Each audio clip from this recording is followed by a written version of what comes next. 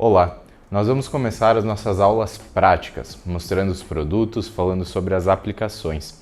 Lembrando que mais adiante nós vamos ter também as aulas sobre manutenção, mostrando com mais proximidade os produtos, podendo analisar os seus componentes de maneira mais visível, vendo cada um dos seus componentes e também como agir em relação a eles no momento da manutenção.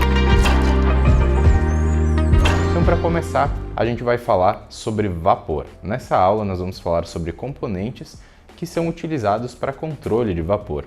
Seguindo, nós vamos falar também sobre automação e sobre controle de fluidos, como ar, gases, líquidos, falando sobre troca térmica, sobre sistemas de segurança e também sobre a automação propriamente dita, com válvula solenoide, transmissores de pressão, pressostatos, termostatos. Seguindo nessa mesma sequência, nós iremos falar sobre refrigeração industrial e alguns de seus componentes. Lembrando, após essa primeira sequência de aulas práticas, nós faremos um complemento a essas aulas, com alguns outros componentes que vêm num controle mais complexo ou em alguns controles que faltaram nessa aula de hoje, construindo assim um amplo conceito sobre esses componentes e quais são as suas funções dentro dos processos de controle industrial. Nós começaremos pela válvula redutora de pressão. Essa válvula redutora é uma válvula redutora de pressão auto-operada. A sua função é fazer a redução de pressão em sistemas de vapor e também pode ser utilizada em sistemas de líquido e sistemas de ar comprimido ou outros gases também.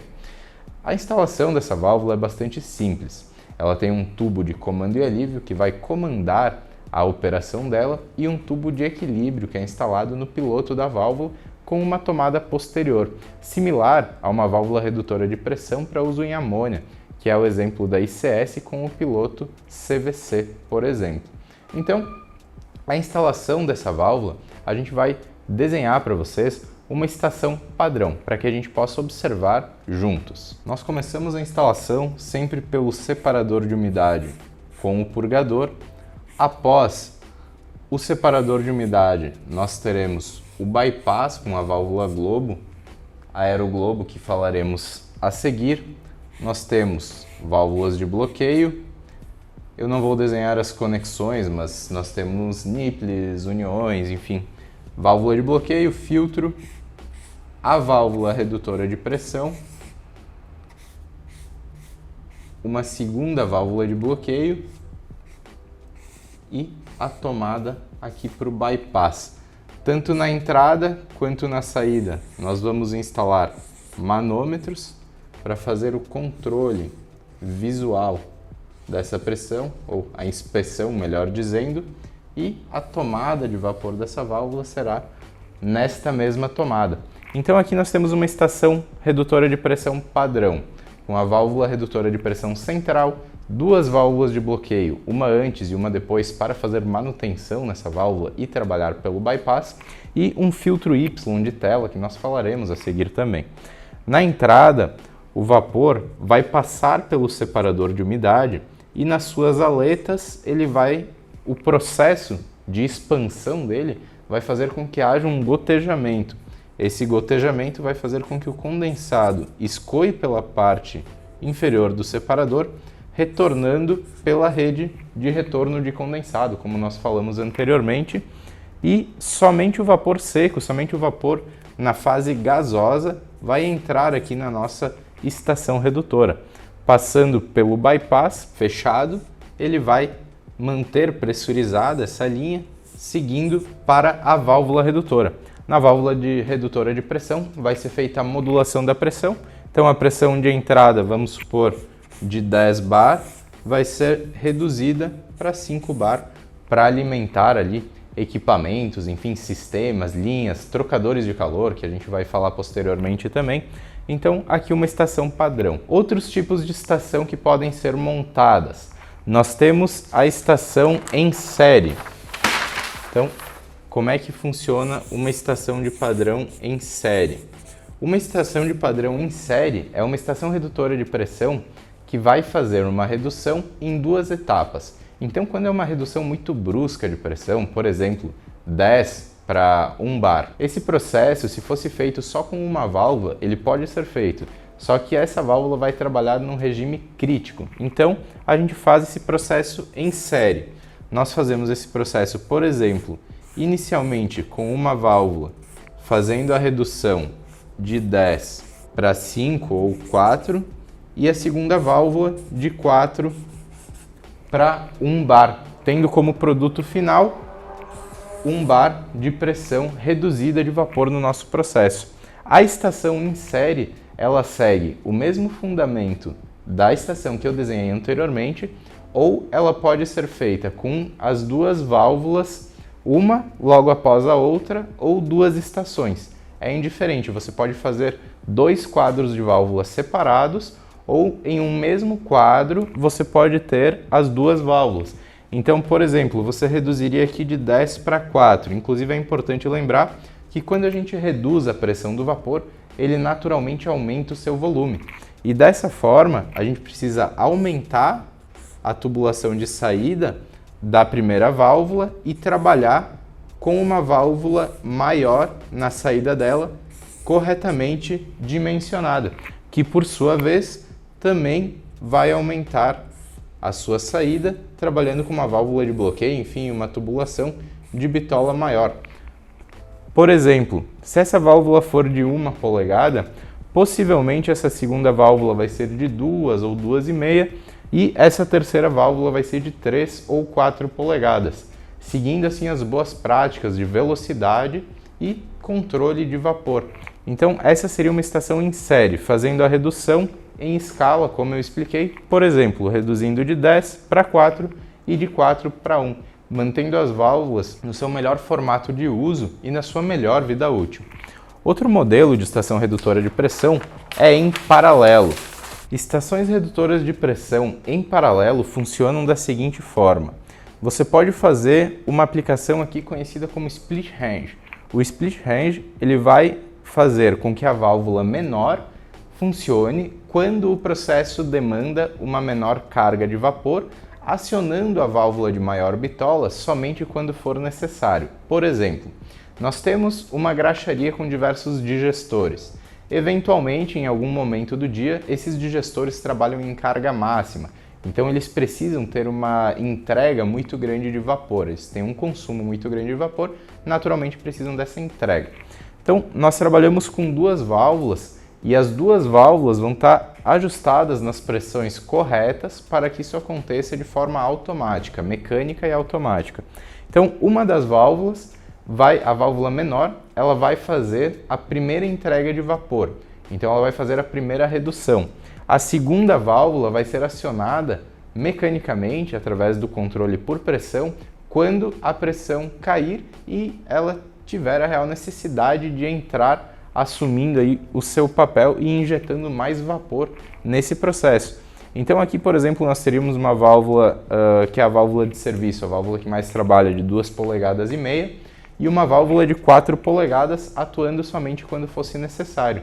Então, em picos de consumo, nós teríamos a nossa estação redutora trabalhando de forma integral e quando esse consumo fosse reduzido, somente uma das válvulas trabalharia, dando muito mais eficiência para o processo e mantendo a válvula por muito mais tempo, aumentando a vida útil dela. Por quê? Porque se a válvula trabalha abaixo de 20% ou acima de 80% da sua capacidade, isso diminui muito a vida útil dela e ela vai apresentar falhas muito antes. Por quê? Entre 0 e 20%, a sede da válvula fica muito próxima ao seu assento. E esse vapor que passa por aqui, ele é conduzido a alta velocidade. Essa alta velocidade forma uma cavitação na sede. Essa cavitação faz com que a válvula comece a vazar antes do tempo, diminuindo a sua vida útil e aumentando o índice de manutenção das válvulas redutoras do seu processo. Por isso que o dimensionamento é tão importante. Na estação em paralelo, nós temos a entrada da mesma forma, com um separador de umidade. Aqui nós dividiríamos, através de um T, por exemplo, por 2, tanto uma quanto a outra com as suas respectivas válvulas de bloqueio e filtros. Aqui na saída também as válvulas de bloqueio e filtro, lembrando a saída sempre maior do que a entrada, claro, dimensionado, não chutado, né? Então a saída sempre maior do que a entrada, considerando a expansão do vapor que ocorre após a sua redução de pressão. Aqui nós teríamos a alimentação do processo, ainda com a possibilidade da instalação de uma válvula de segurança aqui na saída. Então, dependendo do tipo dos equipamentos, por exemplo, na entrada de graxarias, como eu comentei, é muito comum a instalação das válvulas de segurança para proteger esses digestores que têm as suas próprias válvulas de segurança, pois são vasos de pressão, usando como exemplo, ou autoclaves, enfim, qualquer outro equipamento, mas para fazer a proteção e evitar a abertura das válvulas de segurança do equipamento lá do processo, digestores nesse caso, como eu mencionei, as autoclaves, reatores, enfim, diversos equipamentos que utilizam o vapor como fluido de troca de aquecimento. Então nós falamos sobre uma estação padrão, uma estação em série e uma estação que utiliza as válvulas em paralelo. Nós vamos falar também posteriormente sobre a manutenção dos equipamentos, tanto das válvulas redutoras quanto de outros equipamentos. E assim nós seguimos para o próximo componente. Dando continuidade ao nosso vídeo, após as válvulas redutoras de pressão, iremos falar agora sobre os purgadores de boia. Basicamente, os purgadores de boia são utilizados para fazer drenagem de equipamentos. Além dos equipamentos, como eu mencionei nas aulas anteriores de boas práticas no vapor, é um purgador muito interessante de ser utilizado para aplicações em coletor distribuidor, por exemplo, e em separadores de umidade de maior porte, a partir de 2 polegadas. Por quê? Como esses equipamentos fazem a expansão do vapor, eles têm um grande volume. Esse grande volume faz com que haja um maior gotejamento, uma maior condensação, porque há uma maior troca térmica. Então, o purgador de boia, que tem seu funcionamento contínuo, trabalha muito melhor do que os purgadores termodinâmicos nesse caso. Então, primeiro, muito importante, abordando esse tópico, vamos entender a diferença entre o funcionamento do purgador termodinâmico e do purgador mecânico de boia. O purgador termodinâmico tem um disco interno e a tampa. O purgador mecânico de boia, ele tem basicamente uma boia. Aqui é a entrada e aqui é a saída. Eu vou usar aqui canetões coloridos para melhor exemplificar o funcionamento. Então, o vapor que está chegando no purgador termodinâmico, ele vai fazer o quê? Ele faz o aquecimento desse disco, esse disco expande e quando tem só vapor, ele tranca, na verdade, ele faz o trancamento, o cessamento da passagem de vapor e condensado. No purgador de boia, o vapor chega e se só tem vapor, a boia permanece fechada. Por quê? Justamente porque o que levanta a boia, o que faz o purgador abrir, é o condensado que se forma aqui na parte inferior. E de acordo com a formação desse condensado, essa boia funciona sem intermitências, ou seja, ela funciona de maneira contínua, ela nunca para de funcionar. No purgador termodinâmico, ele precisa alagar antes o purgador e o sistema para esfriar o disco, e esfriando o disco ele funciona por termodinâmica, perdendo essa expansão e abrindo para poder liberar condensado. Então por isso que o purgador termodinâmico ele é um purgador muito bom para linhas, por exemplo, final de linha, baixada, tomada de vapor. Nós vamos falar só dele daqui a pouquinho. E o purgador de boia é um purgador muito bom para equipamentos ou locais onde se gera uma expansão de vapor, como em separadores de umidade e também nos coletores distribuidores, justamente porque a drenagem do purgador de boia ela é feita de maneira contínua. Ela não permite o alagamento desses componentes, logo, ela não permite golpes de ariete, não permite ineficiência térmica através da falta de troca térmica entre o vapor e o equipamento. Então, por exemplo, na drenagem de equipamentos como tanques, digestores, equipamentos de cozimento, trocadores de calor, nós temos um equipamento que vamos desenhar o equipamento, seja ele qual for, formato universal.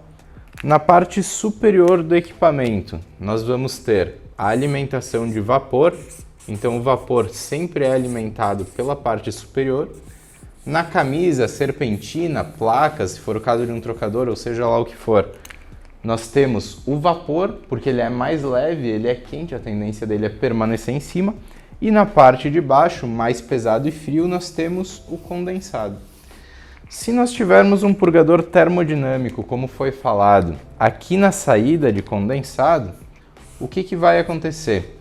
Ele vai deixar o equipamento alagado antes de iniciar efetivamente a drenagem. E isso vai derrubar a eficiência do equipamento completamente. Por quê? Porque essa água aqui ela não vai ter, e nem de perto, a mesma troca térmica do que o vapor. Conforme a gente viu nas aulas teóricas, as diferenças entre a troca com água, vapor, enfim, e também a presença de ar. Mas enfim, aqui, se nós tivermos um purgador de boia, o que vai acontecer? Ele vai fazer essa drenagem continuamente e vai fazer a retenção do calor e do vapor dentro desse equipamento.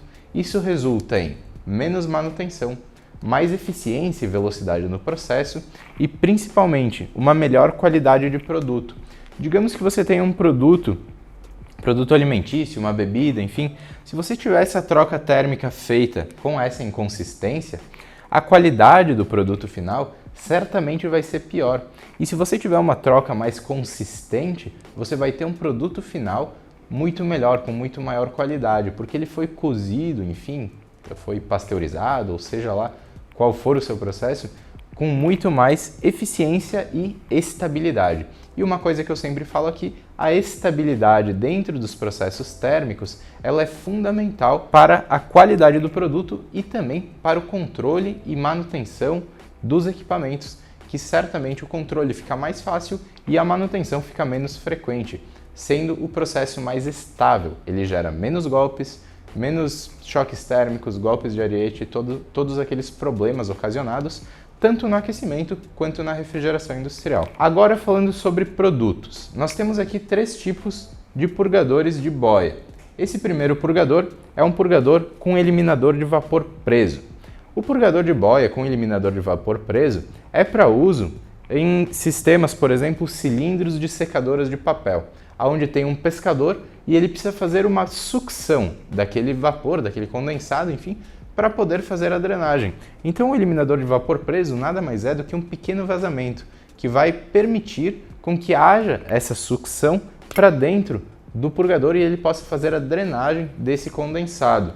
Igual a esse, só que com uma pequena diferença, é o purgador de boia com eliminador de ar. Então esse outro modelo de purgador de boia, ele vai ter eliminador de ar acoplado, ele vai fazer juntamente a eliminação do condensado lá do processo, a eliminação do ar que está presente no equipamento também.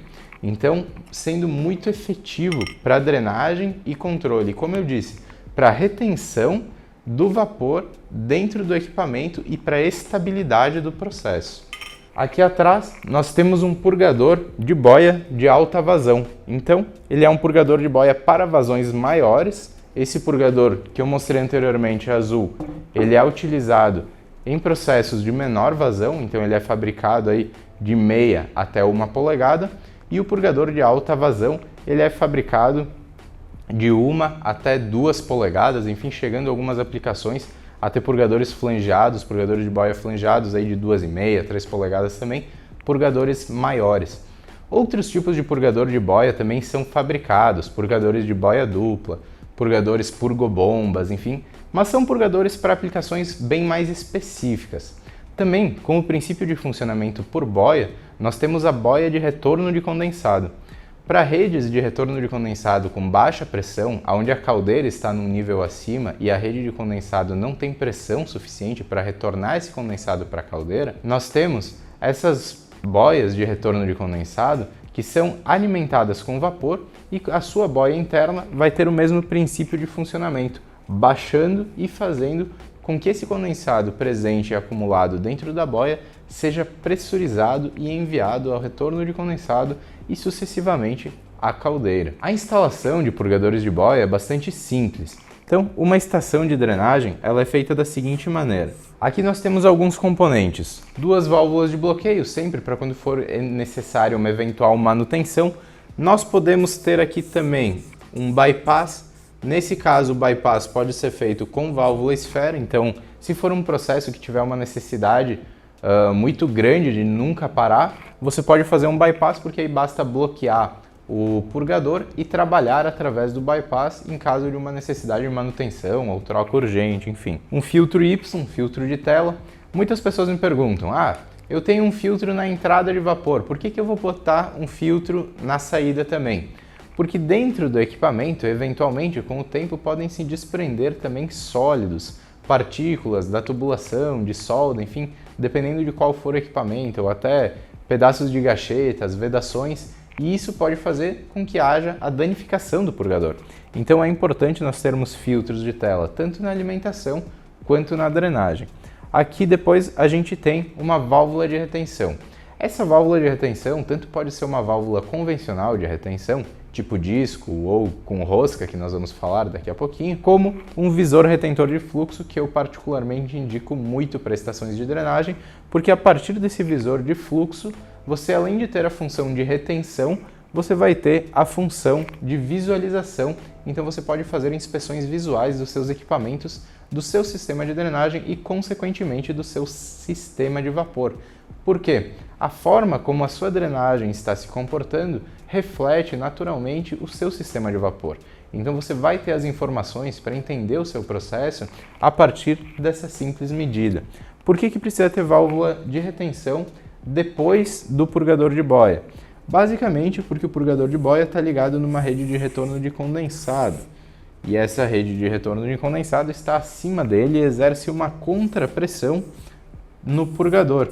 Então nós precisamos dessa válvula de retenção após o purgador para que esse condensado aqui não exerça uma contrapressão que impeça o funcionamento do purgador e, sucessivamente, o purgador possa fazer a drenagem e o retorno de condensado pela rede principal de coleta e retorno de condensado. Sobre purgadores de boia, era isso e seguimos agora para o próximo componente. Válvula de bloqueio para vapor. As válvulas de bloqueio para vapor, normalmente utilizadas, são dois modelos básicos, que é a válvula de bloqueio tipo globo com volante e a válvula de bloqueio tipo esfera. Então aqui, antes de começar, para contextualizar, tem muitas pessoas que costumam utilizar válvulas gaveta para uso em vapor. E eu vou exemplificar agora o porquê que eu não recomendo esse uso e o porquê que eu não coloco válvulas gaveta para uso em vapor nos meus projetos. O interno de uma válvula gaveta, basicamente, é parecido com isso, onde a cunha dela vai fazer a vedação dessa forma. O que acontece? Com a passagem de vapor, se a válvula não estiver completamente fechada ou aberta, ocorrerá um desgaste da parte inferior da sua sede. Muito comum. Nós tínhamos, há algum tempo atrás, uma empresa de manutenção e nós acabamos vendendo essa empresa. Nós fazíamos muito manutenção de válvulas, inclusive nós tínhamos um contrato com a Refap, que é a Petrobras aqui do Rio Grande do Sul. E as válvulas, nós fazíamos manutenção em válvulas de até 20 polegadas, 24 polegadas, válvulas gaveta. Elas vinham com a sua cunha na parte inferior com desgastes muito grandes, justamente por esse fato. Então, o vapor a alta pressão, a alta temperatura, ele vai ocasionar esse desgaste e esse desgaste vai gerar o vazamento e a não estanqueidade da válvula. Lembrando que a função básica de uma válvula de bloqueio é basicamente ser estanque e bloquear. Então, se você não tiver a garantia dessa função, você terá problemas. Uma outra válvula que eu particularmente não utilizo nos meus projetos e não indico para uso em vapor é a válvula engachetada. Por quê?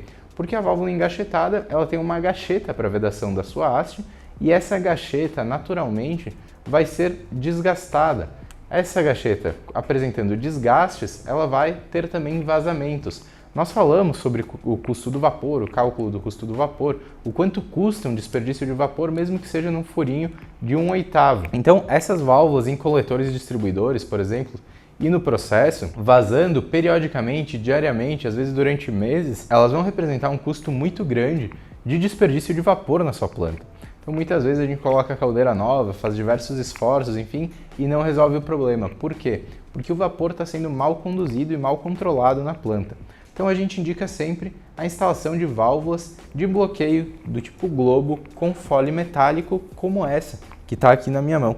Essa válvula ela tem uma vedação por fole metálico e inclusive não é nenhuma espécie de propaganda para fabricante XYZ, porque vocês vão achar essa válvula dos diversos melhores fabricantes do mercado, eles vão possuir na sua linha de produção essa válvula, todos os grandes fabricantes mundiais. Então, aqui você tem uma vedação por fole metálico. Essa vedação ela é feita através de um fole e essa válvula ela é muito mais precisa e a sua operação é muito mais fácil, ela é super leve. Então você não precisa fazer aquelas alavancas, enfim, para abrir e fechar a válvula.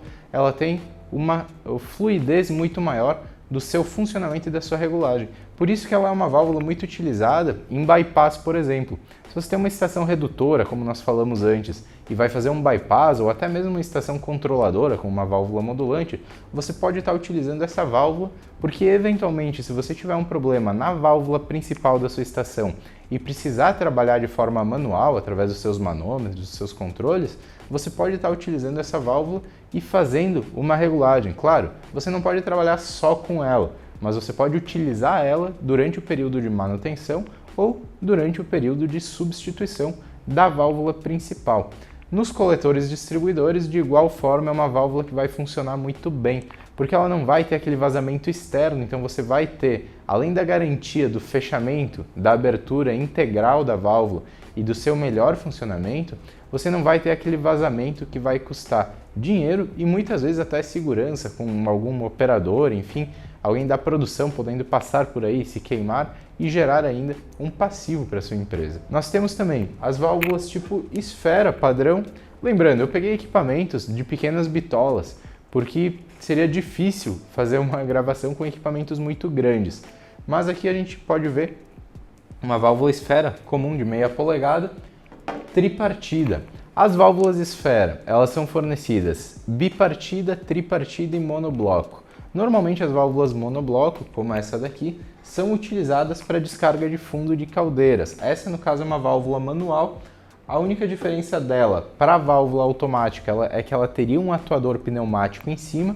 Então, nas válvulas de descarga de fundo automático, que nós falamos também lá na parte teórica, você tem um atuador pneumático simples em cima, retorno por mola, 5 vias, enfim, ou você tem a válvula manual para fazer esse acionamento.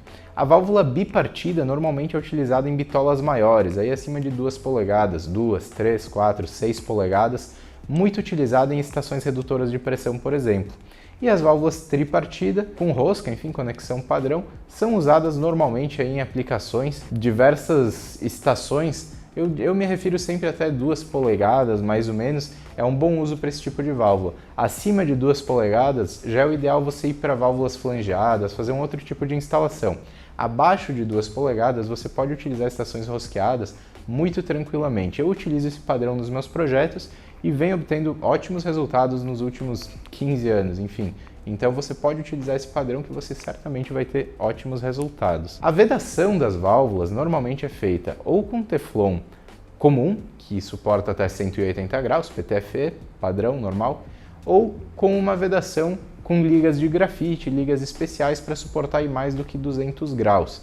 Eu tenho como padrão na minha empresa só utilizar válvulas com ligas de grafite na vedação para ter uma resistência maior de temperatura. Válvulas esfera eu estou me referindo. Por quê? Porque aí você garante que ela vai ter uma maior resistência. Então, aí você vai me falar, mas talvez o meu cliente, enfim, nós não tenhamos essa temperatura, não tem por que eu ter essa válvula. Mas ela tendo uma resistência maior, ela vai ter uma maior resistência também contra choques térmicos, contra golpes, contra uma série de outros fatores, porque a resistência mecânica dela em geral vai ser maior. Então eu procuro utilizar esse tipo de componentes, por quê? Porque a perda por vazamentos em válvulas esfera também é muito significativa. Então numa instalação, quando você pega todos os componentes, você fazer esses pequenos ajustes com produtos de qualidade, que não necessariamente são os mais caros, mas são os pensados para aquela aplicação, vai te dar um save muito grande no final. Sobre válvulas de bloqueio, basicamente era isso, um produto simples, um produto muito usual, lembrando que nós temos sempre a opção de fazer o bloqueio tanto automático quanto manual. Manualmente a gente faz com volantes através da válvula globo e com alavancas através da válvula esfera. Tanto uma quanto outra podem receber atuadores. Esses atuadores podem ser pneumáticos, elétricos ou eletropneumáticos. Então dessa forma nós temos uma grande gama de aplicações que podem ser supridas e também automatizadas, aí através do uso de válvulas eletropneumáticas, válvulas de controle, válvula solenoide, válvulas esfera com atuador normalmente pneumático, e a válvula globo com atuador eletropneumático ou atuador pneumático também. Outros tipos de válvula de bloqueio, como válvula borboleta, válvula gaveta, enfim, outros tipos de válvulas não serão mencionadas, pois elas não são usuais nos tipos de projetos que nós estamos falando aqui nesse curso, nesse treinamento, especificamente falando sobre vapor e sobre amônia também. Então, agora vamos para o nosso próximo produto. Separador de umidade. O que é um separador de umidade? Basicamente, é um equipamento que faz a separação entre o gás vapor e também o líquido vapor, ou seja, o vapor que já está condensando. O separador de umidade, a gente já falou bastante sobre ele na parte teórica do curso, e é um item que eu particularmente não deixo de fora de nenhum dos quadros de válvulas que eu monto, tanto para redução de pressão quanto para controle de vapor. Por quê? Porque ele é um item barato e, além de ser um item barato, ele é um item que vai garantir a longa vida útil da sua válvula e a estabilidade do seu processo, tal como as válvulas principais. Por quê? Porque ele faz a expansão e a separação entre o vapor condensado e o vapor gás antes da entrada dos equipamentos, antes do controle do vapor para alimentar os equipamentos. Isso garante que a temperatura do vapor seja constante, garante também que não ocorram os golpes de ariete e os choques térmicos nas válvulas, nas sedes das válvulas, e qualifique esse vapor, permitindo que você tenha uma confiabilidade maior no seu sistema e também no seu equipamento. Então, um separador de umidade é um equipamento primordial para essa função, para essa instalação, e você não deve deixar ele de fora dos seus projetos, inclusive se você não tem, e se você tem muita manutenção em alguma válvula do seu sistema ou dos sistemas dos seus clientes, você pode ter certeza que instalando um separador de umidade, isso vai mudar, esse cenário vai mudar, porque ele vai proteger o seu equipamento. Então a gente tem que pensar sempre, não só na drenagem, não só no equipamento, mas na proteção do controle do equipamento, que é primordial, tal como esses outros processos que eu mencionei. Então, para exemplificar aqui o funcionamento, nós temos a entrada de condensado e nós temos também a entrada de vapor. O separador de umidade, ele possui algumas aletas internas e essas aletas vão fazer com que o condensado seja escoado para a parte inferior e, a partir disso, o vapor, o gás de vapor, vai ter que vencer esses obstáculos, digamos assim, e subir para ser direcionado para as válvulas de controle do processo. Aqui, separador de umidade. Falando em separador de umidade acima de 2 polegadas, nós já indicamos, como já foi falado, a instalação de um purgador de boia. Por quê? Porque o volume, a necessidade de drenagem vai ser maior e mais contínua. Então o purgador de boia vai ficar continuamente fazendo a drenagem desse condensado que vai estar dentro do separador. Quando o purgador termodinâmico faz isso de maneira intermitente. Então, ali de meia, 1,5, até no máximo 2 polegadas, você pode estar fazendo essa drenagem através de um purgador termodinâmico. Normalmente, os separadores de umidade acima de 1 polegada são fabricados com conexões flangeadas. Então, meia, 3/4 e 1 polegada, ele tem um formato parecido com uma garrafa. O princípio de funcionamento é o mesmo, ocorre a quebra, o condensado escoa para a parte inferior e é eliminado, e o vapor ele vai subir para a parte superior e vai ser direcionado para o processo. Então, meia, 3/4 e 1 polegada, normalmente é rosqueado nessa forma de garrafa. Acima, aí 1,25, 1,5, 2, 3, 4, 6 polegadas, a gente já trabalha com esse padrão aqui, o padrão flangeado. Então, normalmente ele é flangeado com flanges ANSI 150, pode ser também fabricado em aço carbono com flanges ANSI 300, aí para uma classe maior de pressão. E a instalação muito simples, 2 contraflanges, 2 juntas, você já faz a instalação desse equipamento antes da sua estação ou em um novo projeto, em uma nova estação, redutora de pressão, em uma estação controladora, ou em outro tipo de alimentação de equipamento, onde seja necessário. Por exemplo, em sistemas aí com válvulas pneumáticas ou válvulas solenoides até, é muito interessante fazer a instalação de um separador de umidade, mesmo se for numa bitola menor. Por quê? A válvula pneumática ou a válvula solenoide, elas vão controlar um equipamento de maneira on-off. Então elas vão abrir e fechar. Quando elas estiverem fechadas, esse vapor que ficar antes da válvula, ele vai condensar.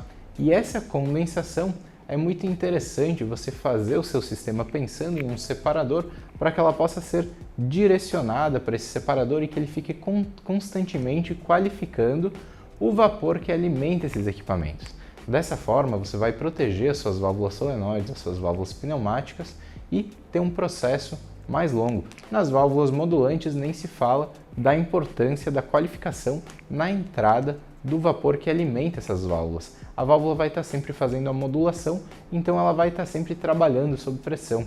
É o ideal, o indicado, que essa pressão, esse vapor pressurizado, esteja sempre sendo constantemente tratado, constantemente sendo liberto do condensado que vai se formar naturalmente, afinal, vapor é água. Então ele tem que condensar, ele deve retornar ao seu estado físico natural e dessa forma ele precisa de equipamentos de controle e o separador de umidade não faz nada sozinho, ele precisa de um purgador. Então sempre que você tiver um separador, eu já vi, acreditem se quiserem, muitos separadores instalados sem nenhum purgador, então não adianta nada porque esse condensado vai ser direcionado para a válvula da mesma forma, ele só vai ser acumulado, então vai ser pior ainda do que se não tivesse nada.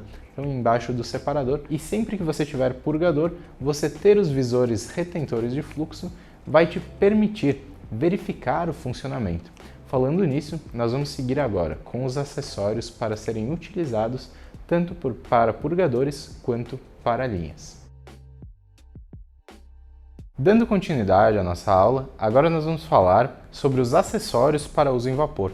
Vamos falar sobre silenciadores, vamos falar sobre válvulas de retenção, nós vamos falar sobre purgador termodinâmico, sobre visores, filtros, válvulas de retenção, como eu já mencionei, juntas, enfim, alguns acessórios que a gente utiliza tanto para sistemas de drenagem, qualificação, visualização, acessórios mecânicos para uso em sistemas de vapor. Começando pelas válvulas de retenção. Dois tipos mais utilizados. É a válvula de retenção rosqueada, então aqui nós temos uma válvula em corpo tripartido e você também pode ter essa mesma válvula, por exemplo, em um corpo tipo união. Então ela vai ser semelhante a uma união, a uma conexão união, só que a função dela vai ser a função de retenção. Como é que funciona uma válvula de retenção? A válvula de retenção, ela serve para garantir que o fluido só vai ser enviado em um determinado fluxo e que quando houver a contrapressão, o disco interno dessa válvula seja fechado e não permitindo com que esse fluido siga retornando ao processo ou ao equipamento. Então a válvula de retenção, ela garante que o fluido, seja ele qual for, ar comprimido, água, vapor, amônia, enfim, só seja direcionado em uma direção específica, não tendo retorno aí para válvulas e equipamentos. Outro tipo de válvula de retenção é a válvula tipo disco. Então aqui vocês podem observar o funcionamento, ela abre e quando retorna, fecha. A válvula tipo disco, ela normalmente, ou 100% das vezes, ela é instalada entre dois flanges, então você tem dois flanges, as duas juntas e a válvula tipo disco no meio, para fazer a função de retenção. Nós temos uma junta, essa junta é uma junta da Teadit, é uma junta metálica e é a junta mais eficiente para vapor em fabricação hoje. Além, é claro, da chapa de Teflon, só que aí você tem que cortar do tamanho que você for utilizar se você não comprar essas juntas cortadas. Mas também é muito inteligente você manter no seu estoque uma chapa de Teflon de 3 mm de espessura, porque aí você pode cortar as juntas de acordo com a sua necessidade, inclusive as juntas para uso na sua caldeira, podendo fazer inclusive ela dupla. Então você pode fazer ela de 6 mm, cortar uma, cortar outra igual, fazer o assentamento com as duas juntas de Teflon. Mas essa junta metálica é uma junta muito boa utilizada, ela tem inox 304 aqui na parte exterior, na parte de dentro Teflon e ela ainda tem um revestimento com um grafite especial. Então é uma junta extremamente resistente e muito boa para aplicações em vapor e também em outros fluidos, como água, por exemplo, ar comprimido, mas no vapor ela trabalha muito bem justamente por ter essa dilatação. Então ela vai, além de ter uma superfície muito boa de vedação, ela vai ter uma dilatação que vai fazer uma melhor vedação ainda aí dos seus flanges, do seu processo. Purgador termodinâmico, a gente já falou bastante sobre ele. Esse aqui é o modelo TDS, desse Paraxarco. Ele tem um filtro na parte inferior, o disco na parte superior, e o purgador termodinâmico, basicamente, ele é para uso em drenagens de botas de linha. Então nós temos nas linhas de vapor, nós vamos ter as botas. Nessas botas nós vamos ter um dreno manual, eventualmente, e aqui um purgador termodinâmico que vai fazer a eliminação do condensado acumulado na bota, retornando para a rede de retorno de condensado. Além dessa aplicação, nós temos também a aplicação em baixadas.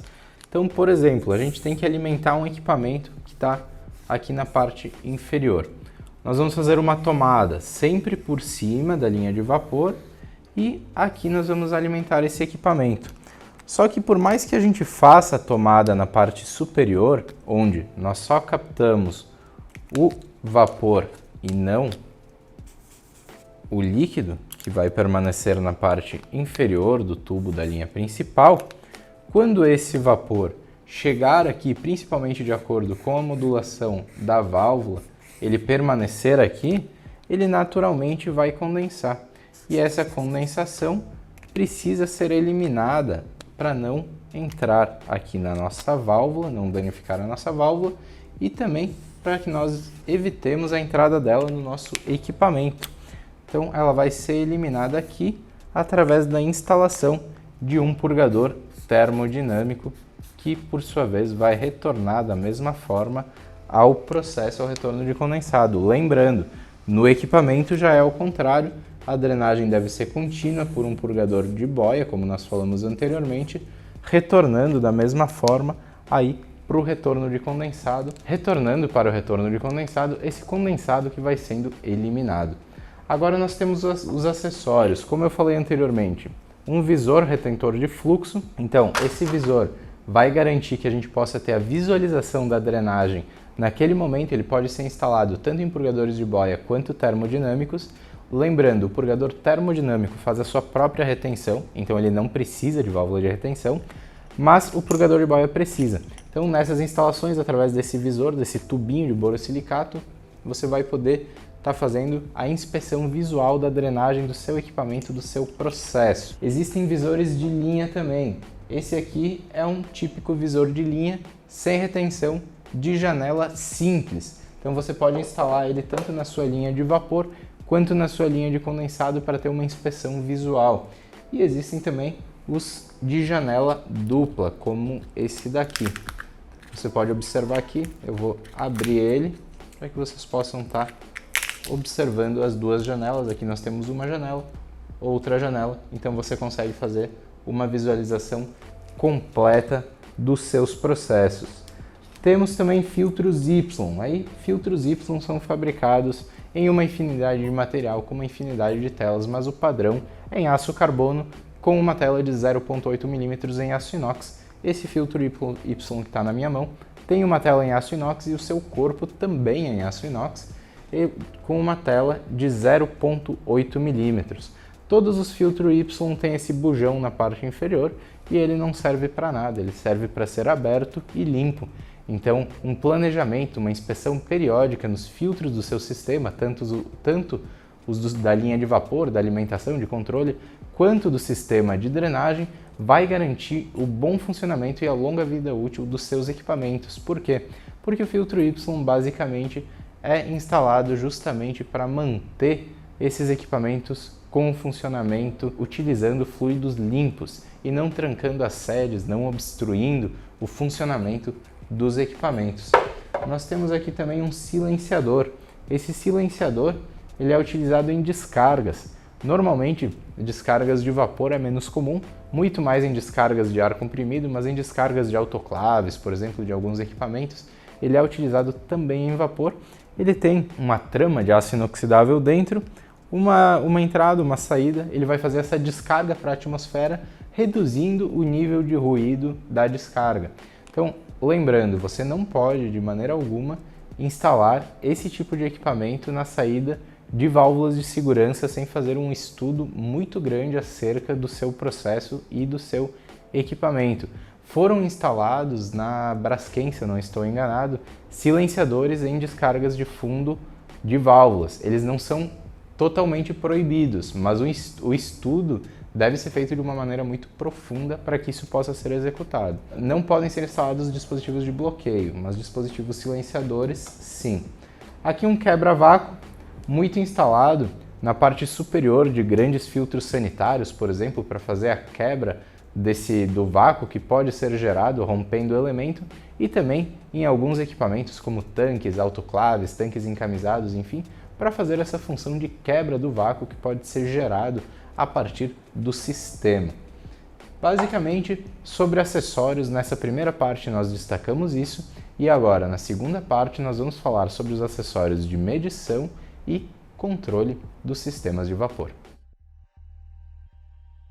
Acessórios de medição para sistemas de vapor e de água quente também.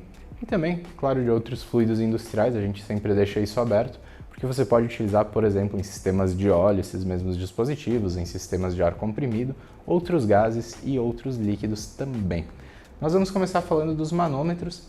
Então aqui, basicamente, o que é um manômetro? Um manômetro é um instrumento que faz a medição da pressão da linha ou do equipamento em questão.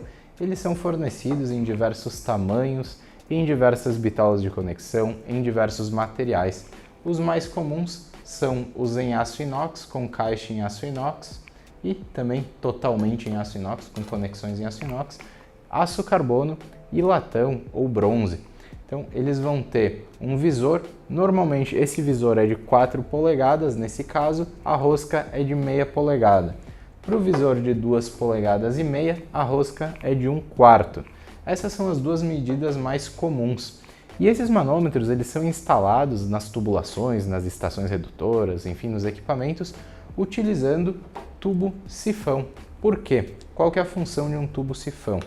O tubo sifão ele vai proteger o manômetro do contato direto com a temperatura e ele vai apenas permitir com que a pressão seja lida. Então a instalação ela é muito simples, basta você rosquear assim como eu estou fazendo na parte superior. A montagem dele é dessa forma, normalmente com uma válvula de bloqueio na parte de baixo. E aqui se forma, você faz isso na verdade, um selinho de água. Então essa água vai subir, vai permanecer aqui e só a pressão será lida de maneira contínua pelo seu manômetro. Esse tubo sifão é um tubo sifão tipo trombeta. Ele vai estar instalado reto na tubulação, na caldeira ou no equipamento dessa forma. Se você quiser instalar um tubo sifão, por exemplo, na subida de uma estação redutora, como eu desenhei antes, então você tem uma estação redutora aqui, você tem a válvula central e você precisa instalar 2 manômetros, um na entrada e um na saída. Então você precisa instalar ele dessa forma, aí você vai utilizar o tubo sifão tipo U para fazer esse tipo de instalação aqui. E a instalação reta ela é feita com o tubo sifão tipo trombeta. Então sempre antes e depois das válvulas, filtros, enfim, dispositivos. O tubo sifão tipo U é esse aqui. Então a instalação dele é muito simples. Você vai fazer, você vai rosquear, enfim, o manômetro aqui na parte superior dele e ele vai ficar instalado dessa forma. Então na subida aí dos bypass, enfim, na parte frontal dos seus equipamentos, permitindo que você possa verificar a pressão dessa maneira. Agora a gente vai falar brevemente sobre os termômetros. Então, aqui é um termômetro industrial que pode estar instalado, por exemplo, em um sistema de água, em um tanque de água, em um tanque de injeção direta de vapor em água, ou em um sistema na saída de um trocador de calor para fazer a leitura, claro, analógica, ele não vai comunicar nada, ele só vai ser uma inspeção visual a mais para você fazer o controle do processo e vai estar instalado na saída aí do seu equipamento. Então ele pode ser instalado tanto dessa forma, se ele for angular, ele vai ser instalado no equipamento, numa luva, enfim, penetrando aqui no fluido em questão, ou se ele for reto, no caso ele teria o visor para frente, como os manômetros, você pode estar utilizando um poço dessa forma e inserindo esse termômetro, a sua haste diretamente sob esse poço. O poço é um equipamento muito útil, por quê? Porque aí você tem o poço instalado e não diretamente o termômetro. Então, eventualmente, se você precisar fazer uma troca, uma substituição, ou enfim, uma aferição, você não precisa tampar aquilo, esvaziar aquele equipamento de alguma forma, ou ter algum tipo de bloqueio, enfim, você simplesmente vai tirar, porque o poço vai estar lá instalado e o termômetro vai fazer a leitura através do poço, da transferência.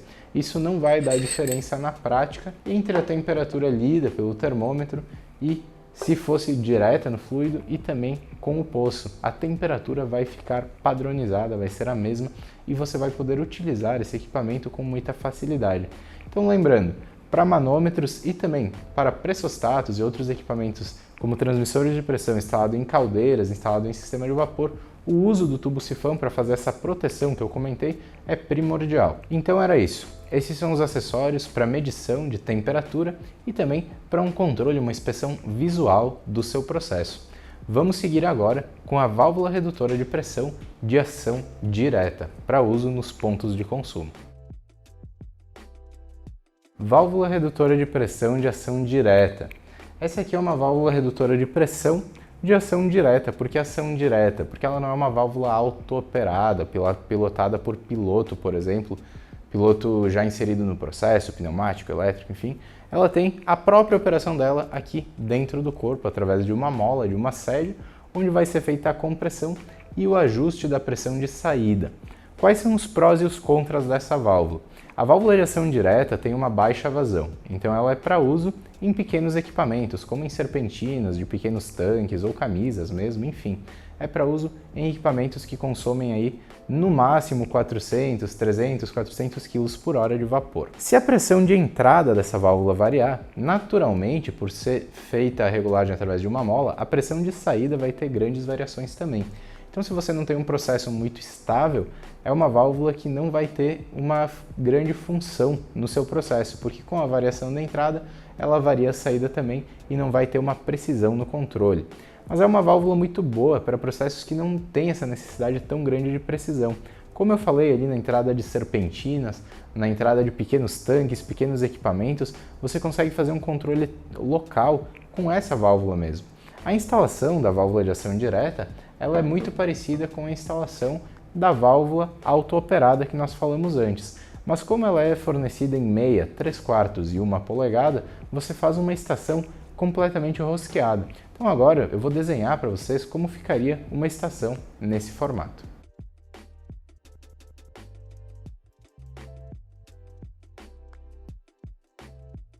Esta é uma estação redutora de pressão com válvula de ação direta. O vapor vai entrar aqui na estação, ele vai ser separado, quebrado através de um separador de umidade, vamos supor que seja de 1 polegada. Aqui nós temos um dreno, pode ser com purgador termodinâmico, nesse caso ele vai atender bem. Aqui nós temos na entrada um manômetro, na saída um manômetro, então o vapor vai ter a sua pressão reduzida aqui na nossa válvula de ação direta, reduzindo aí de 8 para 4 bar, por exemplo, e mantendo a pressão estável na entrada de, por exemplo, uma serpentina, que vai ter a sua alimentação com uma válvula solenoide e na saída um purgador de boia, retornando aqui todo o condensado junto com o condensado retornado aqui pelo nosso separador para o tanque de retorno de condensado. Então, basicamente uma estaçãozinha padrão de redução que você pode estar utilizando especialmente direcionada para o equipamento. Então você faz uma alimentação de entrada antes do controle ali, on-off ou por solenoide, em especial se for processos que você pode trabalhar com menor pressão e que você tem grande problema com instabilidade de temperaturas, golpes, enfim, devido à alta pressão, essa válvula vai te atender muito bem. É uma válvula de baixo custo e baixa manutenção também, é uma válvula muito boa, muito resistente e vai te atender por um longo período sem dar dores de cabeça. Seguimos agora com as válvulas de segurança. Válvulas de segurança. Nós fizemos um módulo exclusivo só sobre válvulas de segurança, falando sobre dimensionamento, instalação, manutenção, boas práticas, enfim. E aqui quero mostrar para vocês de maneira visual, de maneira prática, uma válvula de segurança. Eu peguei uma válvula de 3 polegadas, então essa válvula ela tem um corpo fabricado em aço carbono, todos os internos dela são fabricados em aço inox e é uma válvula dentro de toda a normativa da ASME 8 aí para caldeiras, para vasos de pressão. Falando sobre instalação, a instalação de uma válvula de segurança é extremamente simples, então você basicamente vai rosquear ou flangear ela numa tubulação ou num equipamento. Em aplicações, válvulas de segurança são utilizadas em caldeiras, então 2 válvulas de segurança em todas as caldeiras, conforme as classes que nós falamos no vídeo sobre as válvulas de segurança, e a manutenção dela acontece aí normalmente uma vez por ano.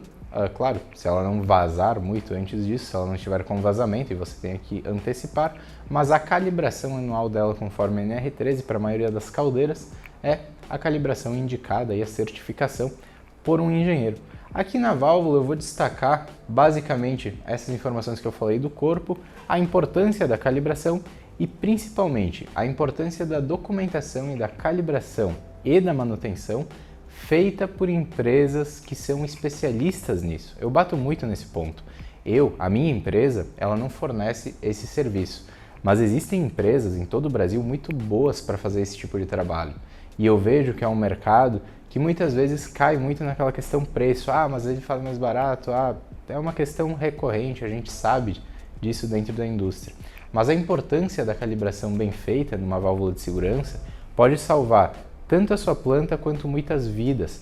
Todos os casos, ou a maioria dos casos que acontecem de explosões de caldeiras, grandes vazamentos, também eu estendo isso para a amônia também, nós vamos falar separadamente das válvulas de amônia, eles estão relacionados à abertura das válvulas de segurança. Essa abertura ela deve ser garantida, você deve usar válvulas de qualidade, fazer o uso dessas válvulas, a compra dessas válvulas, a manutenção dessas válvulas com empresas de qualidade, empresas certificadas, empresas que tenham engenheiros responsáveis que façam esse trabalho, porque é uma parte vital do seu processo. Então, lembrando, nem antes nem depois devem ser instaladas válvulas de bloqueio nas tubulações nos equipamentos e também nas caldeiras, enfim, onde a gente tem válvulas de segurança instalada, nada que possa bloquear a livre passagem e o funcionamento dessas válvulas, justamente porque são válvulas que vão estar garantindo a segurança dos equipamentos contra a sobrepressão e a possível explosão desses equipamentos, que eram muito mais comuns lá no início da Revolução Industrial, enfim, como a gente falou nesse mesmo vídeo das válvulas de segurança, mas que hoje, infelizmente, ainda acontecem aí por imprudências. Nós temos com exclusividade esse modelinho de válvula totalmente em aço inox microfundido, onde a gente utiliza ela muito para autoclaves, essa é VS 1200, para autoclaves e para processos dentro da indústria de alimentos e bebidas. Ela é fabricada também em grandes bitolas, mas mais comum aí de 0,5 a 2 polegadas, totalmente em aço inoxidável, tanto o corpo quanto a alavanca, quanto os seus internos, com um custo muito similar ao da válvula de aço carbono. Então o pessoal da indústria alimentícia, enfim, de bebidas, gosta muito de estar utilizando essa válvula, justamente por ela ter toda essa formatação, essa resistência do aço inox, e também visualmente é uma válvula bonita que não apresenta aí aquelas oxidações passíveis do aço carbono e de outros tipos de aço. Então, sobre válvulas de segurança, era isso, nós fizemos um vídeo completo só sobre elas, e qualquer dúvida que vocês tiverem, não deixem de entrar em contato conosco, nós estamos completamente à sua disposição. Nós vamos seguir o vídeo falando agora sobre os trocadores de calor. Trocadores de calor. Lembrando, a gente vai liberar um vídeo exclusivo só sobre trocadores de calor. Dimensionamento, manutenção. Eu vou compartilhar com vocês um software para dimensionamento de trocadores brasados, tanto evaporadores quanto monofásicos. E agora a gente fala exclusivamente sobre alguns pontos de maneira prática aqui do trocador desmontável, o trocador gachetado, muito comum nas indústrias, um grande aliado aí de eficiência térmica, de segurança, principalmente da manutenção, porque a manutenção do trocador é muito simples, ela é rápida, é fácil de fazer e você pode inclusive fazer a manutenção dele só soltando os parafusos, trocando o conjunto completo de placas e apertando esses parafusos. Então ela pode te ajudar muito no teu processo, diferente aí de boilers, de sistemas de injeção direta, onde você tem que cortar, soldar, é de difícil acesso, alto custo, alto tempo. Então o trocador de placas, ele é um aliado fantástico aí de sistemas de troca térmica, não só de vapor, mas também aí de óleo, água, de outros fluidos industriais, de amônia também com os trocadores semi-soldados. Então, a gente vai falar um pouquinho agora sobre a instalação de trocador de calor. A instalação de trocador de calor, ela é bastante simples. Você tem, normalmente, existem trocadores diferentes, mas esse é o standard mais comum para aplicações gerais. Falando em vapor, você tem uma entrada, uma saída de vapor, uma entrada de água fria e uma saída de água quente. Lembrando, os fluidos frios, eles entram sempre ou saem por baixo, e os fluidos quentes, eles entram ou saem por cima. Então você vai ter a entrada de vapor e saída de água quente por cima, e a entrada de água fria e saída do condensado gerado pelo vapor por baixo. A tendência natural dos fluidos dentro desse trocador de calor é que os fluidos quentes permaneçam na parte superior, enquanto os fluidos frios ficam na parte inferior. Na prática, nós temos basicamente o mesmo desenho que foi feito antes. Aqui com os fluidos quentes representados pelo vermelho na parte superior, saindo aqui, entrando vapor, e saindo água quente, e entrando a água fria e saindo o condensado gerado pelo vapor. Para fazer a manutenção, você pode trocar as placas, inclusive eu tenho uma placa aqui que eu peguei para mostrar para vocês. Você tem as placas, as gachetas, então placas diferentes para diferentes concepções podem ser utilizadas. Você tem um processo, por exemplo, com injeção indireta para escalda, esterilização, processos de limpeza, até processos de injeção nos alimentos, bebidas, limpeza de garrafa, enfim, seja o que for o processo que você precisa de água quente. E você faz isso através de um boiler, serpentinado, encamisado ou com injeção indireta, a quantidade de vapor a mais que você gasta para fazer isso do que um trocador de placas gastaria, certamente é um payback menor do que 6 meses para a substituição desse sistema por um trocador de placas, porque o uso de vapor é muito menor. A eficiência de troca desse equipamento é muito maior. Por quê? Porque aqui a gente tem a passagem e distribuição dos fluidos por esses canais que vocês estão observando. E a troca é direta de um lado ao outro da placa entre os dois fluidos. Então você vai ter uma troca muito mais rápida para a mesma vazão. Inclusive a Sondex, que é a Vaportec, distribuidora exclusiva para todo o Brasil, a gente tem o Sonderlock, que é uma tecnologia exclusiva dessas orelhinhas que saem aqui da gacheta, que você não precisa utilizar cola nenhuma. Então você faz o fechamento, a abertura aí do seu trocador, a manutenção, sem utilizar nenhum tipo de cola. Você só abre, encaixa as placas, fecha e o sistema já está funcionando, operando normalmente. Falando em alimentação e manutenção, é muito simples, a gente vai passar o procedimento completo de manutenção para você. E falando sobre consumo, nós temos, por exemplo, esse trocador que está aqui em cima, é um modelo S7. Ele parece pequeno e parece ter uma baixa vazão, mas dependendo do delta de temperatura, esse modelo de trocador atende uma vazão de até 20 ou 30 metros cúbicos por hora. Então é uma vazão muito grande de água, justamente pela eficiência da sua troca, da troca do seu sistema. Então, sobre trocador desmontável, a gente vai falar de maneira prática somente esses pontos, mas lembrando, nós vamos liberar uma aula completa sobre trocadores para vocês. Trocador de calor brasado. Nós vamos ter um módulo exclusivo, onde eu vou liberar um software para vocês para dimensionamento de trocador de calor brasado. Tanto os evaporadores para aplicações frigoríficas, quanto os monofásicos para aplicações de aquecimento, por exemplo, vapor-água, água-água, óleo-água, enfim. O trocador brasado, ele é basicamente, esse aqui é um trocador evaporador. Então ele tem uma entrada de líquido refrigerante, uma saída de gás após o processo de evaporação, e aqui do lado é entrada e saída de água. Então ele seria um trocador utilizado para fazer o resfriamento de água, por exemplo, ou de outro líquido ou de outro fluido. Esse trocador brasado, ele não é passível de manutenção, somente de limpeza através da injeção de determinados fluidos a determinadas temperaturas.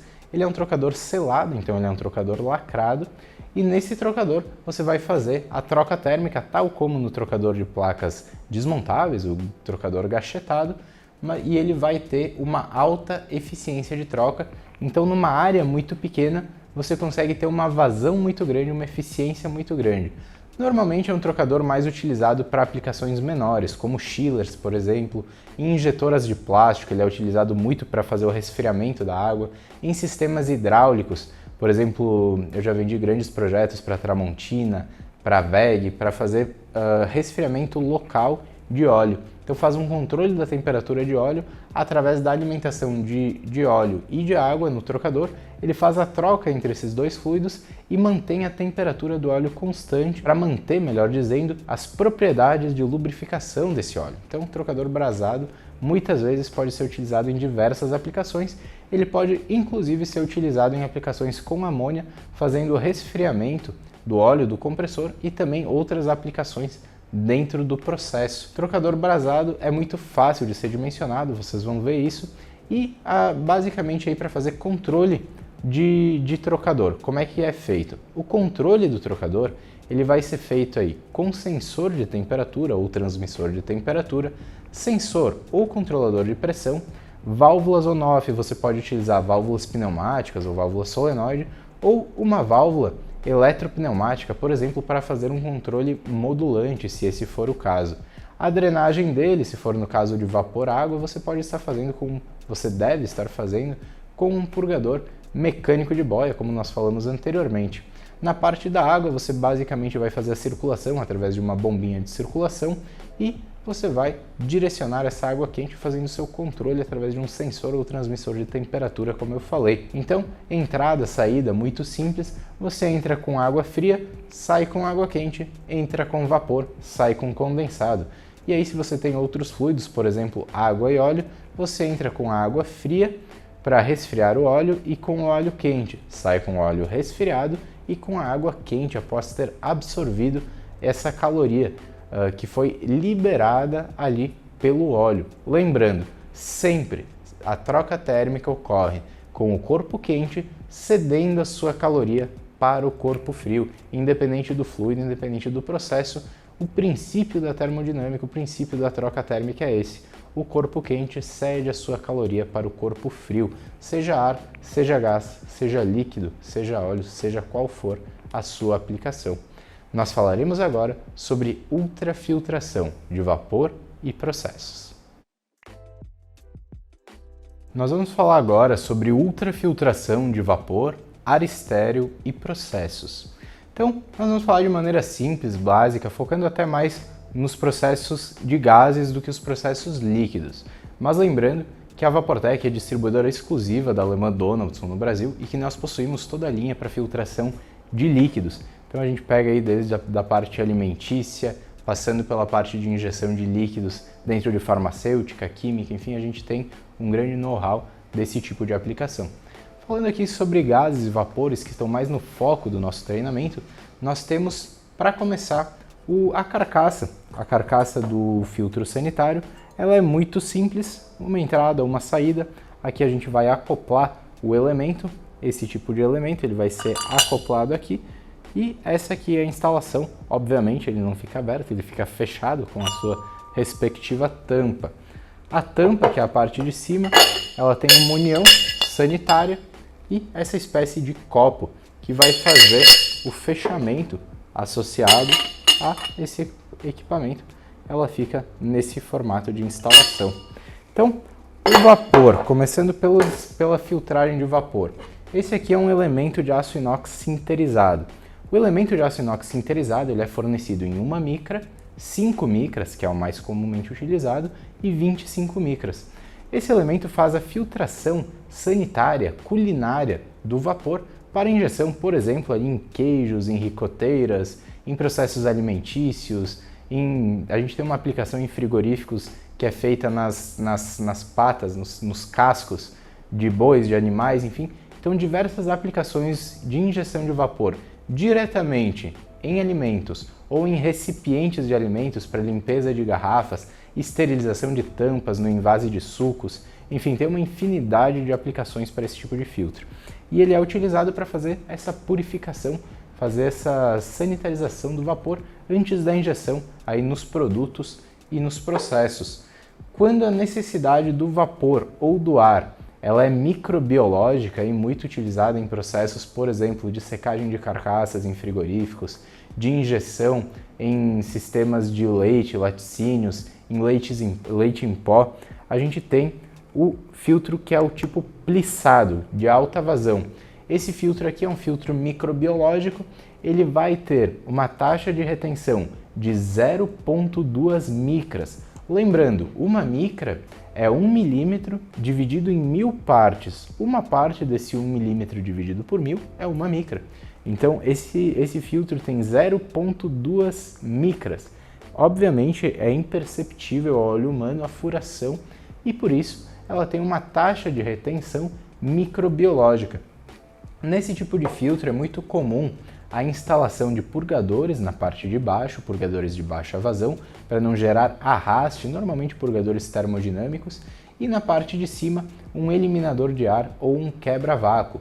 Aí quanto maior o filtro, maior a necessidade desses instrumentos. Por exemplo, para baterias de filtro de 4 polegadas, 3 polegadas, 2 polegadas, você precisa ter essa instalação, porque naturalmente vai gerar tanto ar nessa expansão do vapor, quanto condensado na parte inferior. Então, uma prática muito comum também é a instalação de um manômetro antes e um manômetro depois para visualização da perda de carga. Aí você vai saber exatamente o momento que você precisa trocar os elementos filtrantes se você não tem uma norma interna, enfim, ou procedimentos da troca desses elementos, como é muito comum em grandes laticínios, grandes indústrias de bebidas e de alimentos. Esse filtro é um filtro para alta pressão, para gases a alta pressão, utilizado até 40 bar, muito normalmente para máquinas de corte a plasma, soldas, sopradoras, enfim, mas também um filtro que tem uma taxa de retenção sanitária. Ele vai estar protegendo não só os equipamentos contra partículas grandes, e, enfim, mas deixando o fluido de injeção sanitário, estéril, para entrar em contato tanto com as embalagens quanto com os alimentos, enfim, fazendo a esterilização desses ambientes e também fazendo o cozimento, por exemplo, no caso da ricota que eu citei antes, a ricota é cozida diretamente com a injeção de vapor e esse vapor deve, obviamente, ser sanitário para injeção nesses processos. Quando ocorre a injeção de vapor em água que vai ter contato com animais, por exemplo, em escalda frigorífica, o uso desse tipo de filtro é muito desejável, porque o vapor que vem das tubulações, ele pode contaminar essa água que naturalmente vai contaminar os animais ou, enfim, os alimentos, as embalagens, o que você estiver fazendo dentro, o que você estiver trocando, lavando, enfim, ou cozinhando dentro desses processos, desses tanques de troca de injeção direta de vapor. Então você pode estar fazendo a injeção desse vapor sanitário estéril através da utilização de uma bateria de filtragem, ali muito simples, com válvulas de bloqueio, um filtro Y de tela para fazer uma pré-retenção e uma proteção do elemento filtrante, um purgador na parte de baixo, um eliminador de ar na parte de cima. Você vai estar com uma estação, com uma bateria completa de filtragem para o seu processo. Válvula pneumática, válvula eletropneumática para controle de vapor. Então, essa é uma válvula eletropneumática, uma válvula tipo globo, eletropneumática com posicionador que converte o sinal elétrico recebido pelo sensor controlador em um sinal pneumático, fazendo a atuação da válvula. Essa é uma válvula padrão, corpo globo, com a sua sede, seu atuador e seu posicionador, seu conversor eletropneumático. Falando um pouco de válvula de controle, como que ela é usada, para que ela serve, a gente fez um módulo específico sobre controle de vapor, falando mais sobre as nomenclaturas, terminologias e toda aquela coisa. Então eu vou falar de maneira mais prática. Uma válvula de controle, uma válvula proporcional, ela vai liberar mais ou menos vapor de acordo com parâmetros de pressão e temperatura. Então, por exemplo, você vai usar um sensor de pressão, um sensor de temperatura lá no seu processo, no seu equipamento, e a válvula modulante, a válvula proporcional, ela vai liberar proporcionalmente vapor, mais ou menos vapor, de acordo com a necessidade do processo naquele momento. Uma outra aplicação muito interessante também para válvulas globo com posicionador, com atuador, enfim, válvulas atuadas, é na instalação em estações redutoras de pressão. Então, através de um transmissor de pressão, de um controlador de processos ou de um CLP e de uma válvula atuada com posicionador, de uma válvula proporcional, você consegue utilizá-la não só para controle de temperatura em um trocador de calor ou em um equipamento, mas também para fazer a redução de pressão. Inclusive, ela é uma válvula muito boa nesse sentido e a instalação ela segue o padrão da estação redutora. Então a gente entra com um separador de umidade, purgador, bypass. Aqui na parte de baixo nós vamos ter as válvulas de bloqueio, filtro, a válvula principal, outra válvula de bloqueio e aqui a subida para o nosso bypass. Então ela segue um padrão clássico, você pode estar utilizando manômetros depois da válvula e antes da válvula, e no caso de uma instalação para redução de pressão, você pode estar utilizando dois parâmetros de controle, antes e depois, que vão estar interligados em um quadro de comando, em um controlador. Esse controlador, lendo os sinais de pressão e temperatura, ele vai interpretá-los e vai mandar um sinal elétrico de 4 a 20 mA para o posicionador eletropneumático da válvula. Esse posicionador eletropneumático ele vai converter esse sinal elétrico em uma pulsação, em uma força pneumática, enviando mais ou menos ar para o atuador, que por sua vez vai fazer a válvula atuar, levantando a sua haste, o seu plug, a sua sede e baixando, de acordo com a real necessidade do processo naquele momento. Então, é uma válvula muito inteligente, uma válvula muito boa de ser usada. Nós temos ela com um corpo globo, também com corpo angular, então total inox, enfim, para algumas aplicações mais específicas, com um valor até menor do que a corpo globo. Ela é uma espécie de válvula angular pneumática, já com o posicionador, nesse mesmo padrão. E ela tem vários formatos, vários tamanhos, vários materiais, pode ser 2 vias, 3 vias. A 3 vias é mais comum para uso em água, líquidos, enfim. E a 2 vias de meia a 2 polegadas, normalmente o pessoal acaba utilizando rosca, então uma conexão rosqueada, como eu falei anteriormente. E a válvula de 2 polegadas acima, então 2,5, 3, 4 polegadas, muito comum em centrais térmicas, centrais geradoras de água com trocador de calor, aí ela já é flangeada. Uma outra curiosidade sobre a válvula de controle é que ela não é uma válvula estanque, ela não é fabricada para ser estanque, então as válvulas de controle elas não têm uma estanqueidade total. Por isso que nos meus projetos, depois da válvula de controle, entre a válvula de controle e o trocador de calor, eu costumo utilizar uma válvula esfera atuada. Por quê? Porque quando o processo é desligado, quando não há mais a necessidade da troca, a válvula esfera atuada, que por sua vez sim é estanque, 100% estanque, faz o fechamento do processo e para de ter aqueles problemas de tem um pequeno vazamento de vapor, ou o trocador funciona, entra vapor no trocador quando ele não está com água circulando, dá problema nas gachetas, enfim, ou fica aumentando a pressão dos equipamentos. Então a gente coloca uma outra válvula automática também para fechar o processo, vedar o equipamento do sistema de vapor quando o processo for encerrado. Então é uma boa prática, é uma prática normal, comum, que muitas pessoas, muitos projetos, muitas empresas têm, e ela vai salvar vocês em muitas vezes. Falando em manutenção, normalmente a manutenção dessa válvula é em 2 pontos. No posicionador, devido à baixa qualidade de ar, então uma linha de ar com filtração vai ajudar muito no bom funcionamento dessa válvula, ou é na haste dela, onde tem uma vedação, uma espécie de uns anaizinhos de teflon. Então essa vedação, como a válvula está sempre trabalhando, ela acaba se desgastando com o tempo e precisa ser trocada. Então é muito inteligente você ter essa vedação da haste aí na sua empresa para poder você mesmo estar fazendo esse reparo e também prestar atenção no ar de alimentação dos atuadores. Assim você vai ter válvulas de controle funcionando durante muito tempo sem nenhum tipo de problema.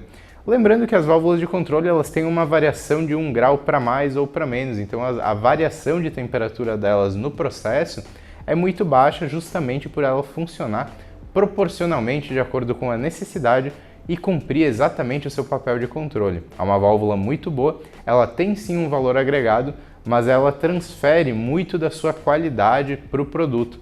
Então você consegue ter um produto final de maior qualidade, você consegue ter um processo mais estável e consegue controlar melhor suas aplicações, tanto para redução, controle de pressão, quanto para redução e controle de temperatura, tal como de nível, de vazão e uma série de outros parâmetros que você pode estar setando aí no seu CLP, no seu quadro central, no seu controlador e atuando através de uma válvula pneumática proporcional, como essa que eu estou mostrando. Muito obrigado pela sua atenção, pela sua participação. Essa foi a aula prática sobre instrumentos, controles, válvulas e acessórios para uso em vapor. A gente falou sobre válvula redutora, válvula controladora, a gente falou sobre os acessórios, os purgadores, os tipos de purgadores, a função de cada um.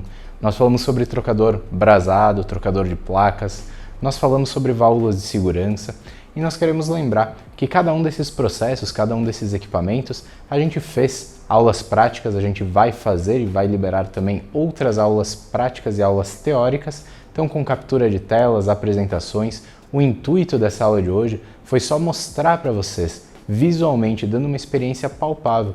Por mais que alguns tenham em diversos processos dentro das suas empresas, dos seus clientes, alguns outros alunos que estão aqui no nosso curso não tiveram ou não têm ainda acesso a esses itens, então a gente quis fazer essa aula, além de tirar algumas dúvidas que o pessoal pede, mas também mostrar para vocês de uma maneira mais palpável, de uma maneira mais material, tentando fazer uma espécie de aula prática com esses instrumentos para vocês. Qualquer dúvida que vocês tiverem referente a dimensionamento, a uso, a manutenção, não deixem de entrar em contato comigo. Eu estou completamente à disposição de todos vocês para que a gente possa conversar, para que eu possa entender o processo de vocês e para que juntos a gente possa desenhar, desenvolver, dimensionar e implementar as melhores soluções. Um grande abraço.